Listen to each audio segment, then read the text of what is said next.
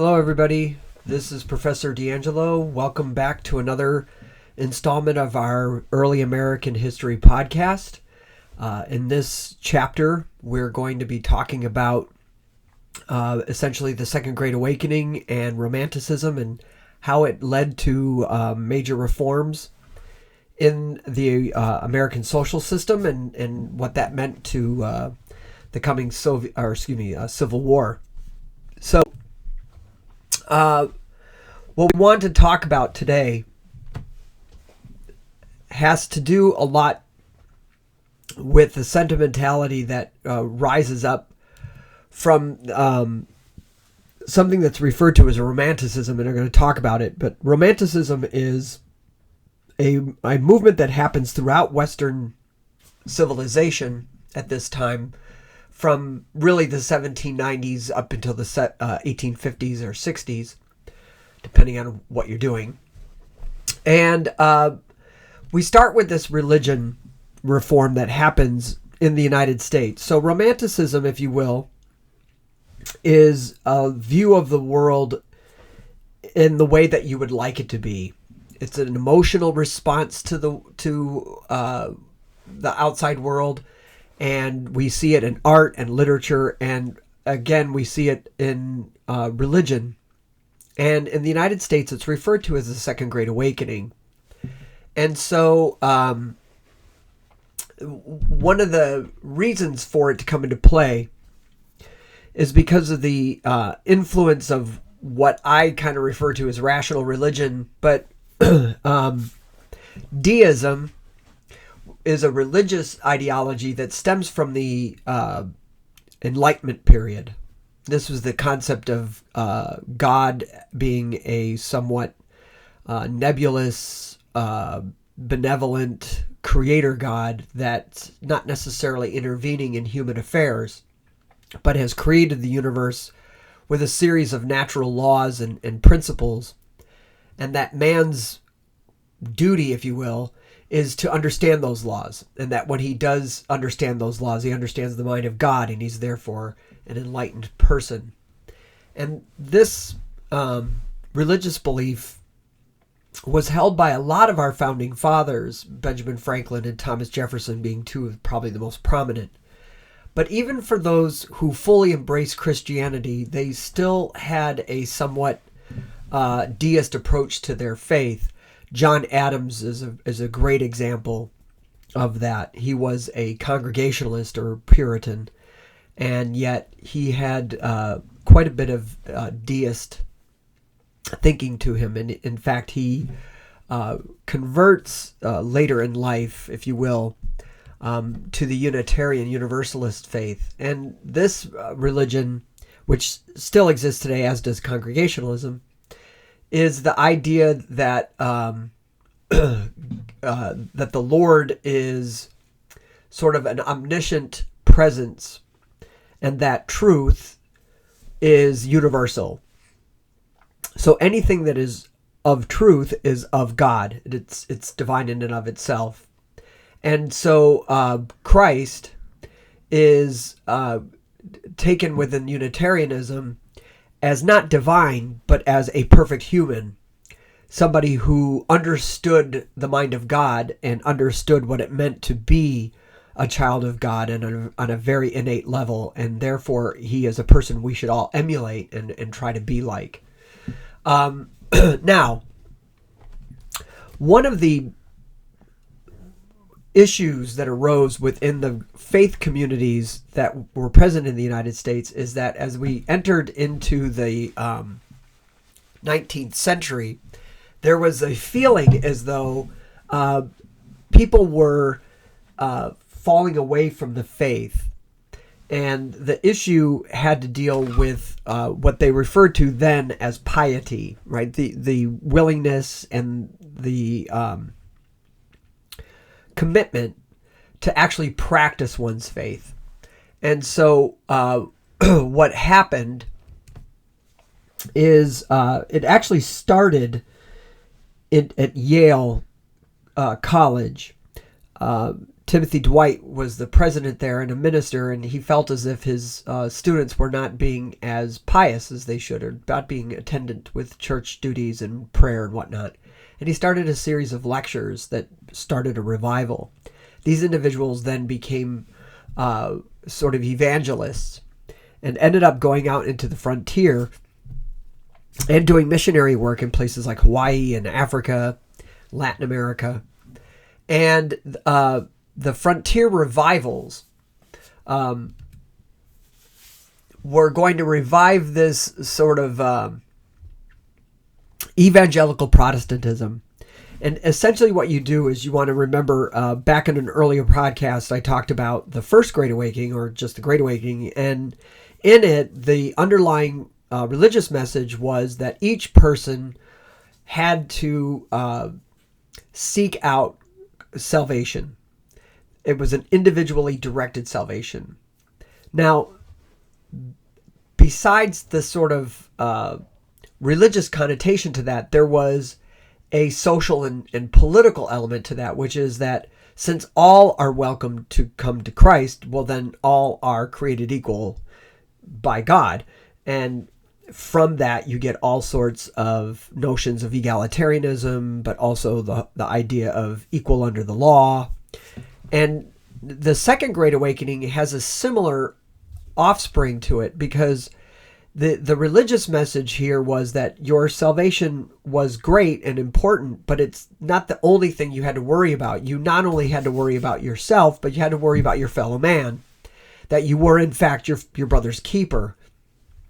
And this meant that you had to have this willingness to spread the good news, hence evangelical Protestant practices.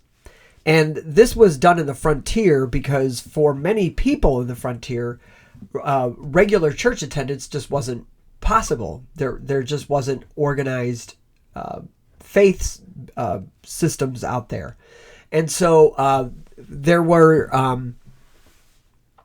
a number of circuit preachers who would go out and travel from town to town and spend a few days in each little area and do these revival meetings. And they were somewhat uniform in the sense that there would usually be prayer and then singing, a sermon message, more singing, and then what they refer to as an altar call. And people who felt convicted that they were called before the Lord were supposed to come forward, and they laid hands on them, and there was a conversion. Well, these revivals were considered very heated events. There's very acts of the Holy Spirit and a lot of spiritual revivalism that were going on, a lot of preaching about hellfire and brimstone. And so they would, I always joke with people that the camp meetings were intense because, it was intense and intense. So anyhow, two of the newer faiths that had been in the United States since the colonial period, Baptists and Methodists, are going to be, for lack of a better word, the most prolific during this time period. They will increase their numbers significantly and become the two biggest denominations in the United States at the time, and we see this trend as basically in the Northwest Territories, which we today call the Midwest. It was predominantly Methodist with some Baptists, and in the South and Southwest, predominantly Baptist with some Methodists. And so now the circuit preaching then allowed for these groups to get formed in all these different areas. And so Charles Grandison Finney was considered one of the most prolific, and he would he's supposedly credited for converting over 100,000 people in Western New York State, which is where I'm from originally. There were so many people converted into these Christian camp meetings and these revivals that were having coming about, that they referred to it as the burned over district. And what was interesting to study, and you can actually get some considerable literature on this now, is that these circuit preachers, obviously, they had to move on to the next spot. And so they would start seminaries to put people in charge of local congregations, but they needed people to hold the communities together and to keep people sort of like on the line. And in many cases, it was the women who were going to do this. And many of the early preachers, like Finney, there was also Lyman Beecher, and they would basically understand that if they got these women converted in their camp, that they would get the children and the husband and the local community. So these women were put in charge of prayer meetings and Bible studies and running schools and organizing picnics and all these other things. And this gave women a lot of leadership roles. We even see how even some of the sermons preached were using more feminine language, if you will, because it was even more appealing to female parishioners. And this was a very big success story for that community. And Finney is credited for this, but obviously he wasn't the only one out there. And these revivals became a very significant thing. And out of the burned over district comes a new religion that is uniquely American, and it's the Church of Jesus Christ of Latter-day Saints, also known as the Mormons. And now, this is a picture of Brigham Young, but the church was originally founded by Joseph Smith in Palmyra, New York, which is in close to Rochester and very much part of that Western New York State burned over district. And now the religion is uniquely American in that Mormons believe, or Joseph Smith has had a vision, if you will, that Christ had actually made an appearance, if you will, to the New World, namely in America, where there had been the lost tribes of Israel were here. Now, this Book of Mormon is going to be an addendum to the Bible, and as let's say a form of different Christianity, they endured an incredible amount of persecution. And as you can see in the map, the community moved repeatedly. At Nauvoo, which is in present-day Illinois, they built the first temple of the Mormon faith, which was attacked by local settlers, and Joseph Smith was assassinated during those attacks. And he was replaced by Brigham Young, who then led the remaining community in what's referred to as the Mormon Trek. And it has sort of a reminiscence of the Israeli people fleeing Egypt and ending up in a promised land called Desiree, which is based in present-day Salt Lake City. And this community is now one of the fastest growing religions in the world, which is kind of an interesting thing, and it just sort of coming out of this movement. Now, the overarching narrative that's going on in all of Western civilization is called the Romantic period, or Romanticism. And in art and music, we have the Hudson River School, and I'm going to show you a couple of their paintings in just a moment. But the Hudson River School is unique in that it's the first American art school and that's based in America.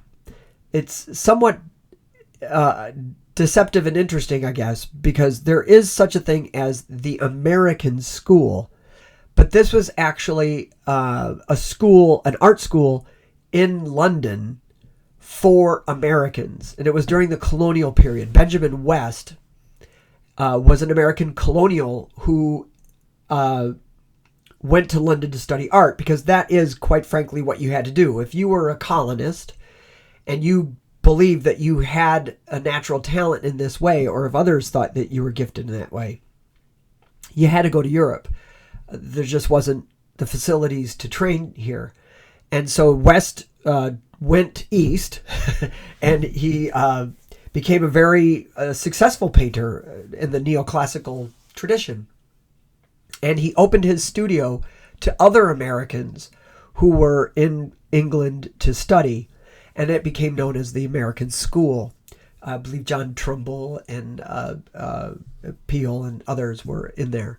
And so the art of the Hudson River School is very much within the Romantic tradition, because it usually is focused on the common man and more bucolic sort of natural settings.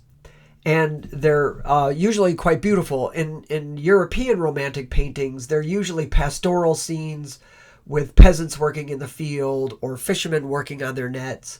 In the Hudson River School, we didn't have peasants, but we had pioneers, and we had settlers, and we had Indians, and these were the people that are seen in these various pieces. And as far as music is concerned, minstrelsy is the art form that's prevalent. It's unique because it's based almost entirely on African influences, which meant that it was coming from our slave communities. And what is ironic about it is African Americans could not perform for white audiences. And so Stephen Foster, who was an Irish immigrant to the United States, he would actually travel and learn the music and the songs from African Americans. And then he created sheet music, which he would then sell, which is how he made money. And then he would travel around. These would form into what were called minstrel shows, which we'll talk about in a later chapter. But again, just very interesting, very heavily influenced by the guitar and the banjo, which were both instruments that were heavily influenced by Western African slaves that were brought to the United States. In literature, the Transcendentalists are considered the greatest literary group that was kind of presented at this time. Transcendentalism was a belief that those things that could not be proven by science were justified by faith, and that everyone held within them a spark of divinity. This ties in a little bit to universalism, and there's also elements of this in the Quaker faith. The idea that there's a little of God in every man. And so Transcendentalists believe that by going into a state of nature, one could find that faith connection to the divine.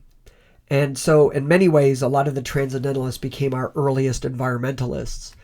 Now, Ralph Waldo Emerson is considered the father of that school from New England. He will sort of trigger this drive for Americans to seek out their own voice.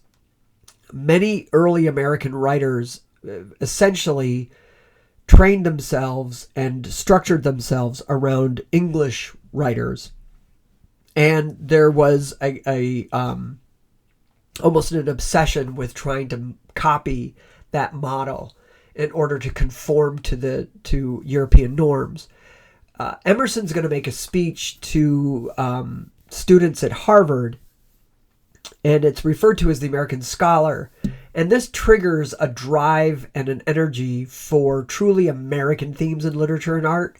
and to sort of reject the sort of formal education norms that were there. He's never invited back to Harvard after that, because he's kind of like a guy out there promoting individualism and independence at a school where everyone was supposed to conform to one set of classes.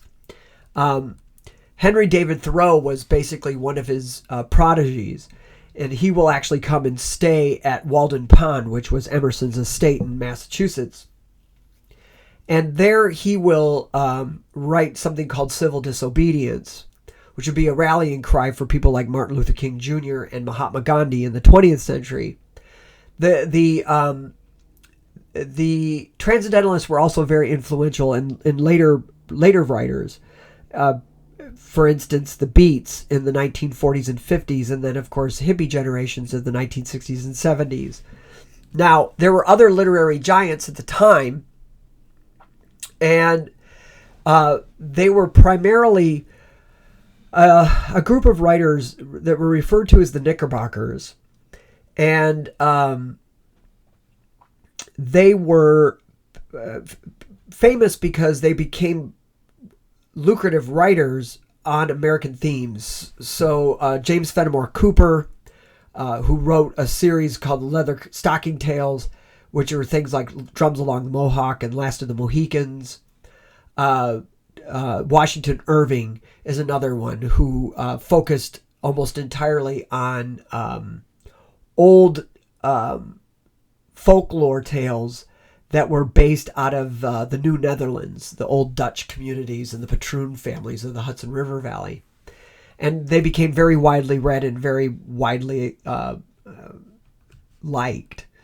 Now, there was going to be a large American literary movement, of course, besides that. And people like Hawthorne and Melville and Whitman would publish classic works.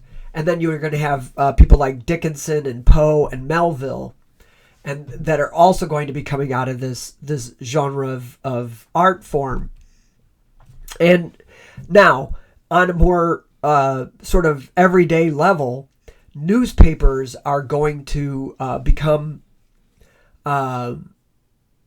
cheaper to produce. The idea of using the steam engine, which will be a technology that comes out of Britain, and apply it to the presses that are used for making these newspapers, we're going to get an era that's referred to as the penny press, because they were so cheap. And we're going to see these newspapers just flourishing all over the country, and Americans become voracious news readers. But more importantly, this style of writing, the journalist style, which is going to be married with the populism that we talked about in the chapter referencing Andrew Jackson. And so all this literature and art is out there influencing Americans in ways that were kind of not typical in previous periods. So here are two samplings of the Hudson River School. And the one on the right is by Asher Duran. You can't see there's a Native American in the painting that's behind the other picture. And it's the idea here is that the American landscape was as beautiful, if not more beautiful, than the typical European motif that would be normally put in paintings. And that the American West was the future, and that everybody had to sort of regard this site. Now, the one on the left, which is by Richard Woodville, is more about art in the populist style. The idea of appealing to the common man and the adoration, if you will, of the common man. This is a time period, if you guys remember from the chapter on Andrew Jackson, this is the time period when universal white male suffrage comes into play. And so these gentlemen here obviously talking over the newspaper, right? Which again, just talking about how newspapers were becoming a common feature in taverns and homes around the country. And here is another portrait of that. And these are the two main subjects that you're going to find in Hudson River School pieces. They were either settlers or Indians in the landscape, or it was the common man or Indians in the interplay. George Catlin, for instance, will do unbelievable depth of work. I can't even tell you how many hundreds of pieces that he did on Native Americans, and almost like a scientific study, if you will, of the American tribes, mostly east of the Mississippi River. And in both the landscapes and in the Indian pieces, there's a praise element in the sense of, oh, look how wonderful this is, but also a form of lamentation, because the people were moving west. The populations were growing very rapidly. A lot of the forests were being cut down and turned into farmland. And so in a lot of these pieces, there's this element of, wow, take a really good look at this beautiful place because it's changing and it may not look this beautiful, or I should say this pristine again. And so the Hudson River School is going to branch out. Later on in the 19th century, we're going to have what's called the Rocky Mountain School with people like Albert Bierstadt, and we'll look at those pieces. We're in that time period later on. Now, one of the critical things that comes out of this Romanticism and the Second Great Awakening is this notion that we are our brother's keeper, and that we are called to do good things for others and to change the system for the better. And so there's a number of reform movements that get established during this time period in the antebellum America that are trying to make life a better place. And one of the earliest movements is going to be the one for temperance. Now, there's a tendency sometimes to study this and think of these people as uptight prudes or snobs or whatever. But there was actually a genuine alcohol problem in the United States, particularly in the frontier, and a little, not so much less in the South. It was a hard life. It was a very difficult space to be in. And a lot of men, especially, turned to alcohol. And this created a lot of genuine problems. Abuse of children and wives, family abandonment, losses of jobs, squandering fortunes, all the other things that we think of when we think of alcoholics and the problems that they can suffer. And so the earliest leaders of this movement were, of course, women, because they themselves were the primary victims of the abuse. And so they set about trying to rid America of alcohol, because they saw it as too much of a temptation. As you can see in the painting there, this was from a temperance union leaflet, and the gentleman is struggling to maintain his purity. As you can see to your left, the chaste woman in white, who is there to provide him with all the love and affection, and then of course the rather sultry woman on the right, who is trying to ply him with wine and liquor and to draw him into the dark side. Now, the problem, of course, is a lot of people don't want to stop drinking. Obviously, an addicted person has a difficult time, but even as somebody who doesn't have an alcohol problem does not see it as an issue. And one of the things that temperance devotees ran into is that many people had varying ideas about what temperance meant. To some, it simply meant that you didn't drink before 5 o'clock, which is why we get these crazy little, Jimmy Buffett songs that, it's 5 o'clock somewhere, right? There was what we call a form of temperance, which was that one would never drink before 5. There was also a form of temperance that limited alcohol intake to simply wine, and only when it was with meals. And this was another form of temperance. And then there were people who considered themselves teetotalers. And that meant that they were completely temperate, right? Total temperance. And that was a complete ban on alcohol. Now, it eventually does succeed with the passage of the 18th Amendment in 1918. Now, the next reform comes from asylums and prisons. And now,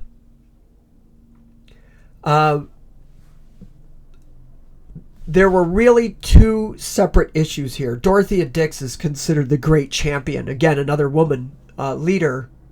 And the the first issue was separating prison populations.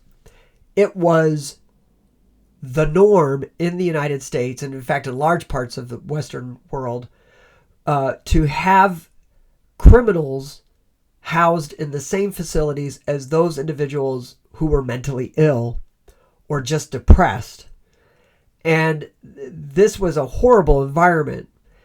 Hostile, violent, disruptive, very unsanitary in some cases, but more importantly, as a disturbing mingling of these groups. And for Dorothea Dix and others, this was seen as wasting of human beings. It was cruel. And in this spirit of I am my brother's keeper, one of the first reforms was to separate the mentally ill and the depressed, people who suffered from what they called at the time melancholy, to separate those individuals from the prison population and send them to what are called asylums, places where they could be taken care of. Depending on how much money you had, you could be sent away to a private, charity, or a private health spa type of place as an asylum, or there were more common charities that were run usually by churches or religious communities, and there were a few state-run asylums as well. And the next was, for those persons that were left in the criminal prison population, there was a drive to try to reform that person so that they could be returned to society and not have to go back to prison. And these were very religious-based operations. And so the whole idea was to instruct these men on their religious principles so that they would repent from their crimes and reform themselves so that they couldn't, so that they could be released back into the regular population. And this starts what we today call prison ministries. And so this is going to be men and women who will go in and do prayer meetings with the inmates. We'll have Bible studies for them. We'll run services for them on Sundays. And it becomes a very big deal. Same with temperance. The temperance, Alcoholics Anonymous was a religious organization, still is, in the sense that there's still the Alcoholics prayer for the AA, and it's the 12-step program. All of this is based on religious practices. And in some of the camp revivals that we see going out into the frontier, temperance will actually be tied in to the salvation message. So people, when they're called forward to the altar, they'll be taking out their flasks of alcohol and tossing them into the garbage or breaking them on the floor, things like that, and taking pledges of temperance along with their pledge of conversion. And so next came women's rights. And here on the left is Elizabeth Cady Stanton, and on the right is Susan B. Anthony. And together with Lucretia Mott, these women are going to forge the sort of the beginnings of the women's movement in America. Now, it's interesting to note that almost all of our early feminists were originally part of the abolitionist movement. And the narrative that I understand is Stanton and Anthony, and perhaps Mott, had gone to London to participate in an international abolitionist forum for leaders of abolitionist movements. And when they arrived, they were told that they couldn't participate because they were women, and that only men could be leaders of these operations. In their frustration, they returned back to the United States, and they ended up at Elizabeth Cady Stanton's hometown of Seneca Falls, New York, and proceeded to hold what is referred to as the Seneca Falls Convention, which is where we get the Declaration of Rights and Sentiments of Women. And this is the call for better legal standing for women. For most of Western civilization, women were considered the property first of their father and then their husband. And even their children were considered the property of their husband. And so for many women, having any kind of status or agency for themselves was incredibly limited and very difficult. And so the Seneca Falls Convention called for legal reforms to give women more equal status under the law, particularly in things like divorce and custody battles. It was common for divorce settlements, which were rare, to basically allow the woman to leave an abusive relationship, but that she left and the children and the property stayed with the husband. Now, there were also things just in the sense of legal right to hold property, the ability to sue in a court of law. All those things were very insecure for women. And so they wanted to gain better equal right under the law. But the one that we probably remember the most out of the Seneca Falls is it's the first time that there was a formal declaration asking for the right to vote. Now, some states are going to give women the right to vote. In fact, the first state will be Wyoming in 1869. But they will not be allowed to participate in federal elections until 1920. Now, another form of of reform that comes out of this period is called the utopian communities. And this is based on, it's if you think about it, if I take the concept of being my brother's keeper and caring about one another and reaching out for one another and trying to do good things for each other, is this notion of human perfectibility. So many of these communities were formed in order to bring heaven on earth. And some of them were very successful in the short run. Brook Farm, Harmony, New Harmony.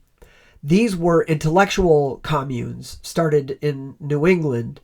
Hawthorne, Emerson, a lot of other famous people either invested in these communities or lived in them for a while.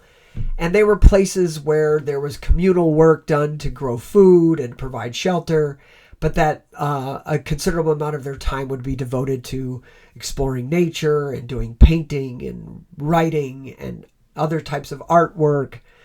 And neither of them succeeded very far. There was the Oneida community in Syracuse, New York. This was a rather interesting and vibrant community for a while. It was established around the notion of sort of a universalist ideal of goodness.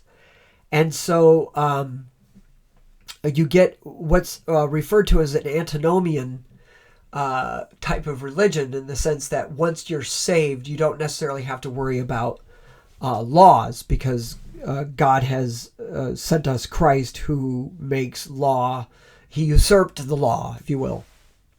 And so the Oneida community had no legal marriages or established restrictions on anyone. And so some people teasingly called it the Free Love Club. But what's unique about it, or I should say what's interesting about that, is men and women were allowed to engage in multiple sexual relationships. But it was actually the women who had to consent to these relationships, that they had to actually, in some cases, they had to be the instigators of that relationship and do it. Their success came primarily from their business venture. They actually went into the production of flatware for eating. And so even when the community broke apart over jealousy, which shouldn't surprise anybody, their company lived on. And so today, if you go to a housewares department in any sort of large store, you could find Oneida flatware, which is still sold in the United States.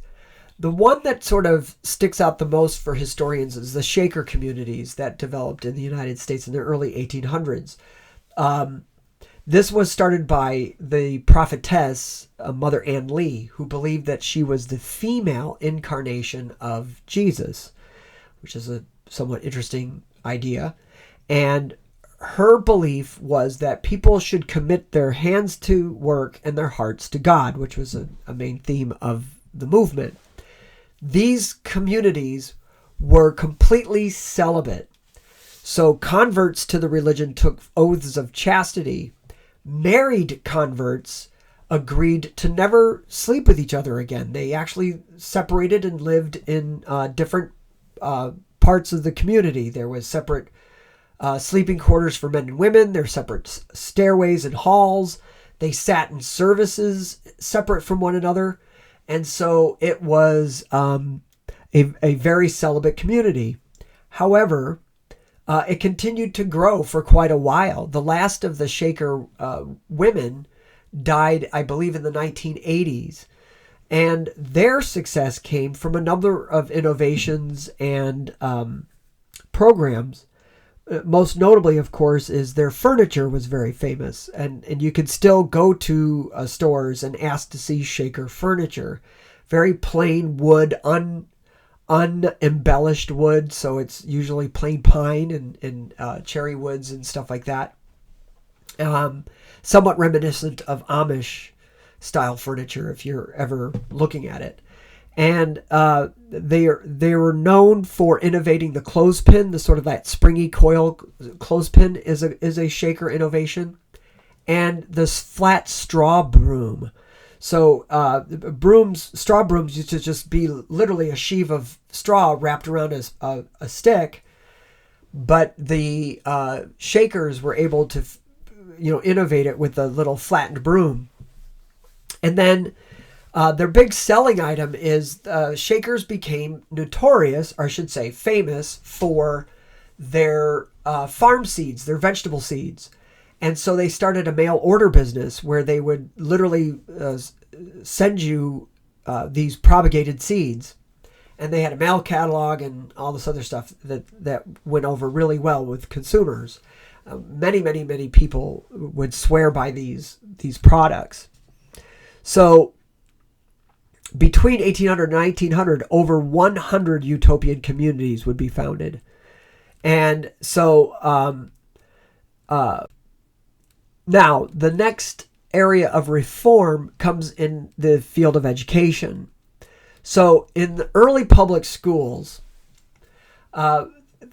things were not quite the same. Public schooling, as we know it today, was basically unheard of. In New England, ever since the colonial period, so the 1600s, settlements with more than 50 families had to provide what we would today call primary school education, probably up until like the 5th grade. But that was financed by the people living in those settlements. So otherwise, in the rest of the country, if a family wanted their children taught, they had to send them to a private school, arrange for a tutor, or they taught them themselves. And this would change in the mid-century when the first public schools get created in the North. And New England leads the way here again. The man's name is Horace Mann, and he was the Secretary of Education for the state of Massachusetts. And he is going to lead a number of reforms. And so the issues, of course, were there were no standardized curriculums in the early public schools. A well-educated child, on average, would never go higher than the 8th grade, or what we would today call a junior high education. And the main issue for schools was that older children were needed for agricultural work. And so you'll note that our educational system is very much scheduled on an agricultural calendar. So classes started in the fall when the harvests were mostly over, and would end in the spring when planting began. And so these are all issues that Horseman advocated for. He wanted a uniform curriculum. He wanted trained teachers. So it was quite common, for instance, to have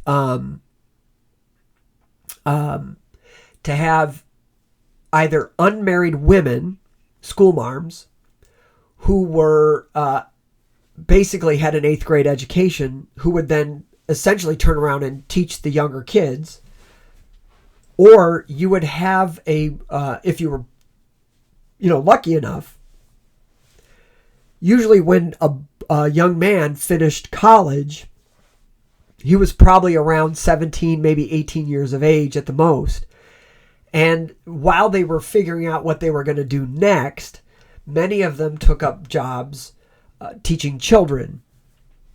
And Horseman felt that that was too irregular, and he's going to suggest the creation of teacher colleges. And so where I am, San Diego State University started off as the San Diego Teachers College. And now, for higher education, this was mostly a male endeavor. Seminaries were started for women. This is what's in the picture here is a seminary, and it basically would teach women mathematics, physics, and history, as well as music, art, and what they refer to as the social graces. Some people refer to it as finishing school. So these were women, usually from the middle class or upper class of society. And one of the main purposes of this education was to make them a suitable partner for either a professional or executive husband. Now, so these seminaries are going to evolve into what are referred to as women's colleges. And the most famous of which were called the Seven Sisters. And I never know if I ever get all seven, but Radcliffe, Vassar, Smith, Wellesley, Bryn Mawr, Swarthmore, and Mills College are considered the Seven Sisters. And they will basically be a liberal arts education for women. And now, the final element of the reform movements, obviously, is abolitionism. And one of the things we always want to understand right away is that there were very early oppositions to slavery. So in the early colonial period, there were opposition forces against the institution almost immediately. The first formally declared one in 1746 was the North American Anti-Slavery Society. And this was formed by Quakers in Pennsylvania with the help of people like Benjamin Franklin, who was one of their first members. And their drive for abolition ran into problems almost immediately because what did you mean by abolition? This became a very big problem, right? Because having a split in the movement meant that, that the Southerners could divide and conquer, as it were. So gradualism was a notion that slavery should just be allowed to die on its own. And this stems from the colonial period.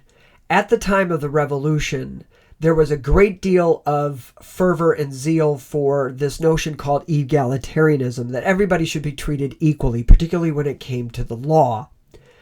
And there were many individuals, both North and South, who believed that slavery was inconsistent and incompatible with the ideas of liberty. And so there were multiple attempts in the early government to basically acknowledge the fact that slavery was to eventually be done away with. And so the land ordinance in 1785 set aside the federally held land in the Northwest Territories, which is today the Midwest, to specifically not have slaves on it. And there's also the 3/5 Compromise in the Constitution and a clause in the Constitution to outlaw the importation of slaves after 1808. All of this was done with support from both North and South because many believed that slavery was becoming inefficient and unprofitable. And so right up until really the 1820s, many people felt that, slavery was on its way out. And so there comes a point, however, when the cotton gin becomes a commercially viable product that then makes the cotton industry incredibly profitable. And this divides the movement. So we're going to have a third party emerge called the Free Soil Party. And it's called Free Soil because these individuals were basically willing to acknowledge and accept the existence of slavery in the areas of the country where it already existed. So in the old South of the United States, which would be everything east of the Mississippi River and down to the Gulf of Mexico, these all had slaves in them. But Free Soilers refused to accept the spread of slavery into new territories. Gradual emancipation was first brought out by Representative Talmadge of Pennsylvania. If you remember in the Missouri Compromise, this gradual emancipation philosophy stemmed from that idea, which was that current slaves would be slaves for life. Their children, however, would be emancipated at the age of 25. And so these two groups are going to emerge. Now, the gentleman that you see pictured here is William Lloyd Garrison. He starts the nation's first abolitionist newspaper called The Liberator, and starts to organize politically to bring about the immediate emancipation of slaves. And this is going to form into what's called the Liberty Party, which called for the immediate ending of the institution, the immediate abolition. Now, one of the problems with this was that many Southerners and Northerners, so people in the North who did not agree with slavery, there was still a problem. Southerners believed that if black slaves were liberated, they would get their hands on guns and wreak out revenge against their former masters. This was a fear that was stoked initially by the slave revolt in Haiti in the 1790s that ended up with the killing of every single white person in Haiti. And the other was a number of the slave rebellions that we've talked about and read about as we've gone through here. And now, to combat that fear, right? And by the way, Northerners, who were very much against slavery for a long time, they had a fear that liberated slaves would flood into the North and therefore start to compete for jobs and land and other sorts of resources. And so there was this block, if you will, to this idea of emancipation. And so we get what's called the American Colonization Society. And they secured a large chunk of land in West Africa, which is today called Liberia, specifically for former American slaves to be located, or I should say transported. Now,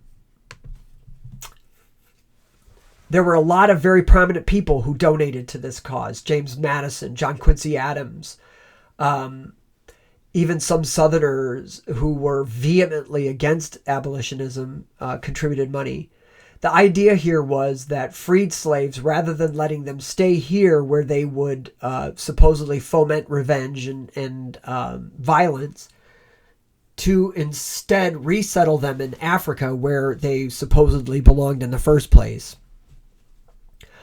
What was wrong with this, of course, is that most of the slaves in the United States at this time were born and raised in the United States. Many of them were Christians. The Great Awakening, the Second Great Awakening, touched the slave populations of America just as they did in other parts of America. And so the idea that they would go, quote unquote, back to Africa is really just silly at its face.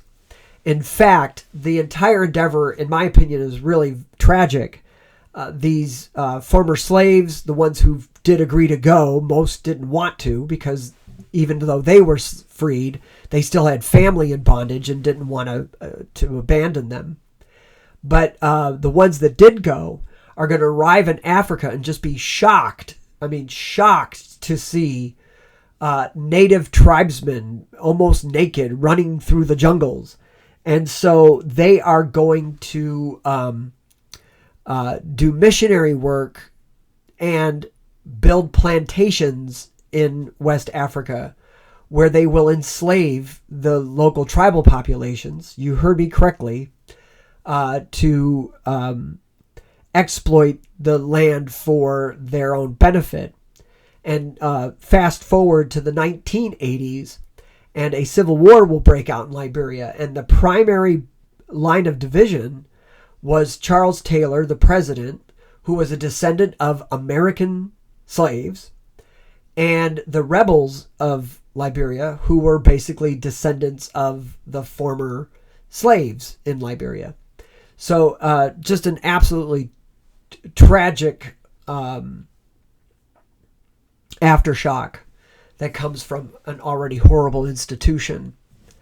The next thing that we always want to keep in mind, and it's something that we tend to do incorrectly, and that is to think of African Americans as sitting by waiting for other people to free them.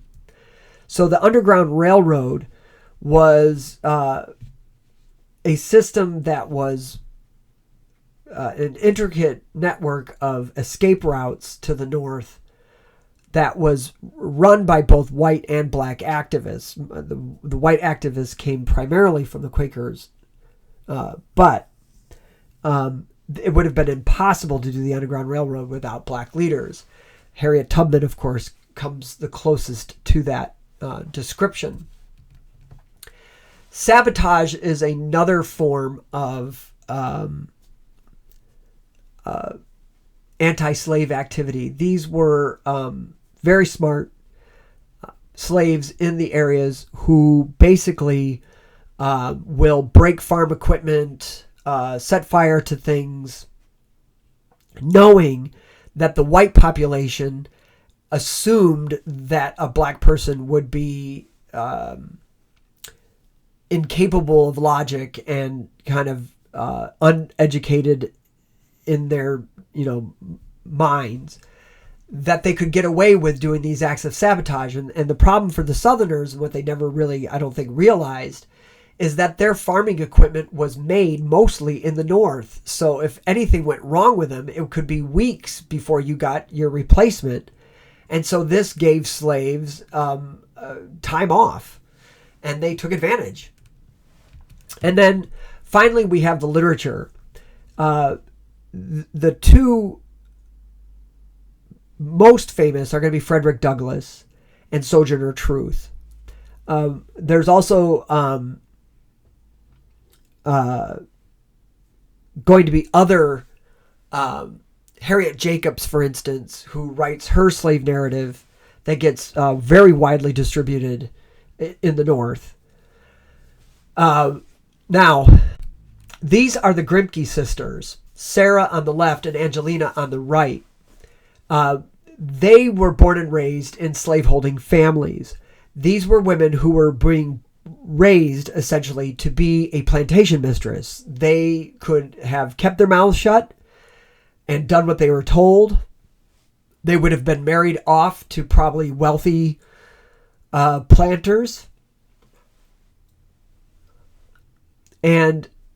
And yet their religious convictions, which again comes out of their participation in the Second Great Awakening, led them to believe that this life that they were living was inherently evil. And they choose to leave the South. This is unbelievable. And just very, very untypical for a woman, or let alone two, to uproot themselves, leave the South, go to New York, and resettle, and start to write about their own experiences, what they'd witnessed, is really quite incredible. They became activists not just for abolitionism, but also for women's rights. And so I can't remember which one. I believe it's Sarah on the left, who she will actually marry Theodore Weld, who is a very big abolitionist activist, is going to start Oberlin College in Ohio, and will be the first college to admit both blacks and women in 1836. So these are very much involved.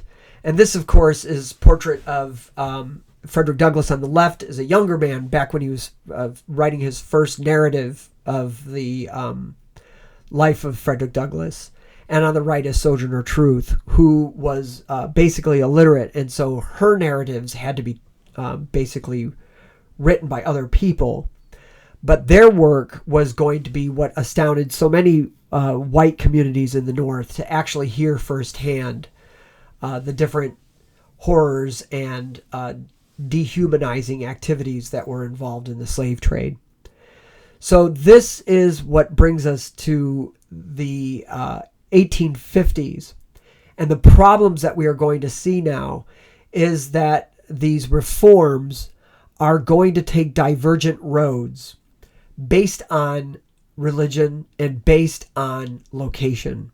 So persons in the North and the South are going to have very different visions about how the country is supposed to evolve into a better community. And many of these positions that they hold are going to become more and more entrenched until we really can't seem to find common ground. So when we next meet, we will be talking about America's movement west.